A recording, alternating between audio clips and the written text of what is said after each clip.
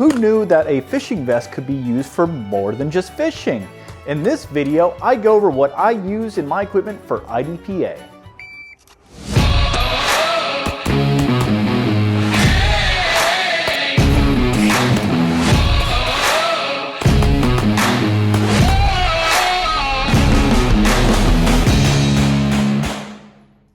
Welcome back everyone. Now in this video, I'm going to go over the specific equipment I like to use for IDPA.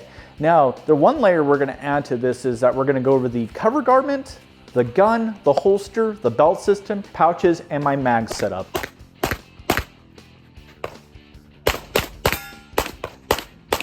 And so the first thing you actually want to touch on is your concealment garment. Now, the best way to understand this from an IDPA standpoint is the spirit of the rule. The spirit of the rule is to simulate more so drawing from concealment. So ideally, you want a cover garment that covers all your mag pouches and your firearm. Now, the one way they like to actually check for this at matches is you do the scarecrow test. And if you do this, you shouldn't be able to see your gun or your mag pouches. Now, the one thing that is common when you do this is that sometimes what they're also looking for is that the bottom of your holster can poke out. Now, me being a tall guy, I actually have some challenges with that. So what I end up doing is actually having to flip the belt mount of my holster to give it an extra 1 inch up. And so when I do this, I'm well within regulation. I don't really like to overdo it when I think about my cover garment. And so this is actually a $20 one I picked off of Midway called Rustic Ridge. Now this happens to be a 2XL because I'm about 6'2" and I have relatively a long torso. And so I need the extra length to cover it. Now specifically with the cover garment, the most important thing is being able to access your gun relatively easy. Now the interesting thing is I have a much different draw for this than I would USPSA. I end up coming up here up top, sweeping it back and landing right my gun, and it allows me to pull it right out, okay? And again, I'll do this right here. We end up being able to sweep back here and draw.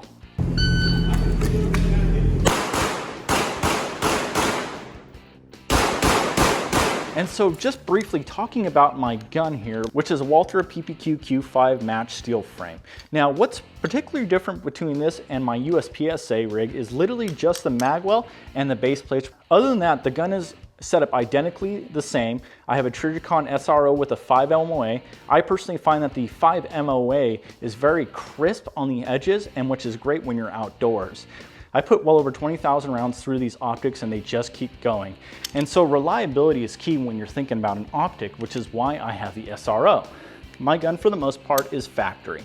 There's factory springs on the side with a dynamic Walther trigger and lock bogey grip. Stand by.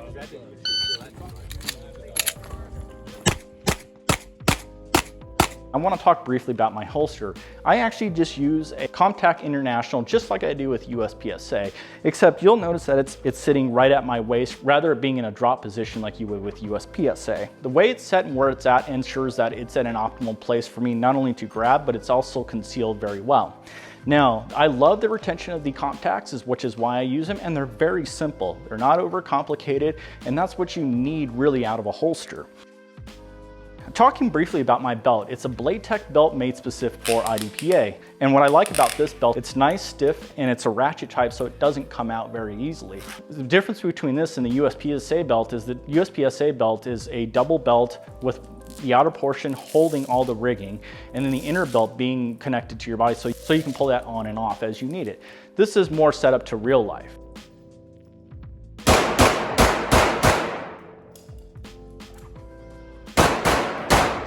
Talking briefly about my mag pouches, I use the Comptacs. Now I actually started out using one of those Amazon $20 ones that are sit side by side. The challenge I have with that is when I'd come down very aggressively, that sometimes I'd accidentally grab the back magazine, the second magazine, and I'd yank it right out. What that results in IDPA is a procedural, and you don't want those kind of things.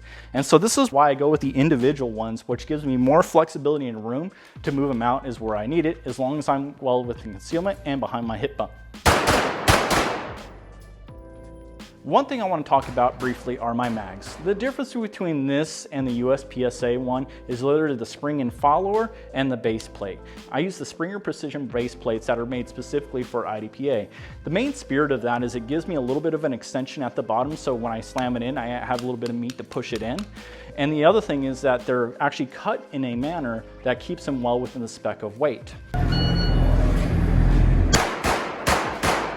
There are very subtle differences between my IDPA and USPSA setup. I like to keep consistency between the guns and have minimal changeover. And literally for IDPA, all I have to do is add a mag well to the bottom of it and change the base plates on the magazines out to make it a factory magazine, essentially. The beast in his natural habitat.